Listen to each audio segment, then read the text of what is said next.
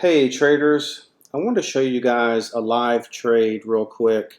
I had mentioned in my rolling options video, if you guys had a chance to watch it, that there are situations where you go to roll an option that the strike price you're trying to roll to doesn't exist if you're trying to roll to the same strike price.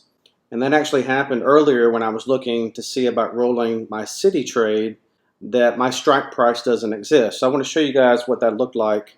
So if I open up my Citi trade up top, and then if I just click on that option, that's where at the bottom it gives me the choice to do create rolling order.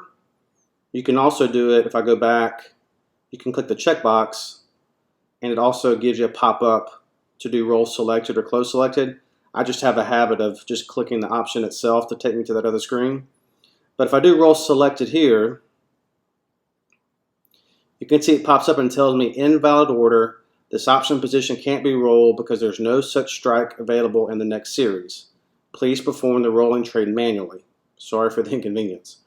So by default, the Thinkorswim app tries to roll to the next expiration, which would be next week, and keeping the strike price the same. That's just the default setting. Of course, you can always go in and change that after the fact. Well, since my 50.5 strike does not exist next week, that's why it's not allowing me to do this by clicking the automated roll button. So it's telling me I have to do it manually. So how would I do that manually? So now what I would do is go do close selected, as if I was going to close this out and take the loss. But now you can see in the middle there, it gives me the choice to add an option leg. So if I click add an option leg, it brings up the option chain to where I can now go manually add the other leg. I want to look at next week. And you can see there is no 50.5 strike price. There's a 50 and there's a 51. So I would have to select the 50, so I'd want to sell. So I'd want to click the bid so I can sell that week at the 50 strike. You can see it adds that leg to my order and I can click done. So now I have my roll. This is what it would typically look like if that strike price existed. It would automatically take me to this screen, but I had to manually add that leg. So you can see now I'm closing out 5 contracts of the 50.5 and I'd be rolling to the 50 strike for next week and I'm going to get a credit of 46 cents to do so. But let's say for example that I could not get a credit by doing this because since I can't roll to the same strike. As you know, if you roll to the same strike you're always going to get a credit, but there's times where we've seen in examples in that rolling video where you may roll down a strike and you can't get a credit.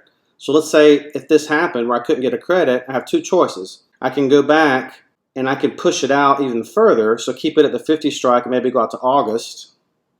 And see, that's going to give me a bigger credit. So maybe in that scenario, I'd actually get a credit if I didn't get a credit by rolling to next week. Or I could keep it next week and actually increase the strike price. So I was at 50.5. I can increase it to 51.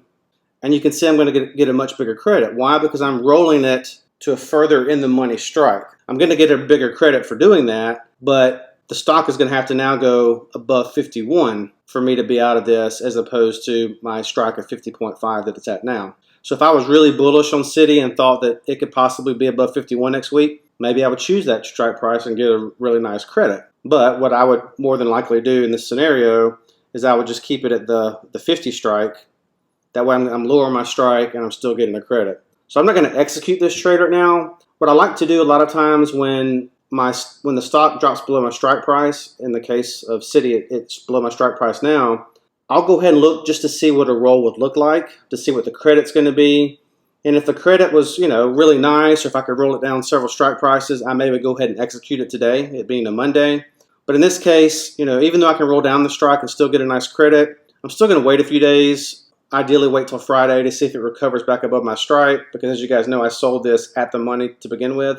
So I'm going to give it a few more days to see if it recovers, but I'll check it every day throughout the week. Like tomorrow I'll check it again just to see what the credit is and make the decision if I want to go ahead and roll it or not. As you know, I pretty much 100% trade in my mobile app, so that's why I'm showing it to you here, but I'll also show you what it looks like on the desktop app.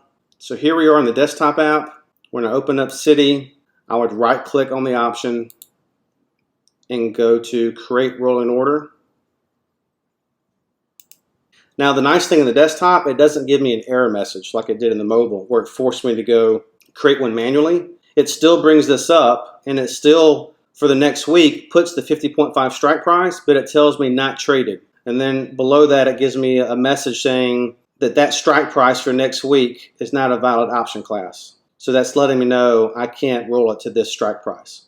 So that's the one advantage of the desktop is it still presents you with the information. You just have to go in and change it. So similarly, I could go in and change this to the 50 strike, and it's going to show me that same credit we saw on the mobile.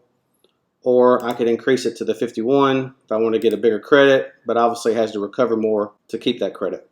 So that's all I want to show you guys. I just happened to notice that example, and it doesn't pop up too often where this happens, so I want to show it to you when I had an example to give you. Thanks.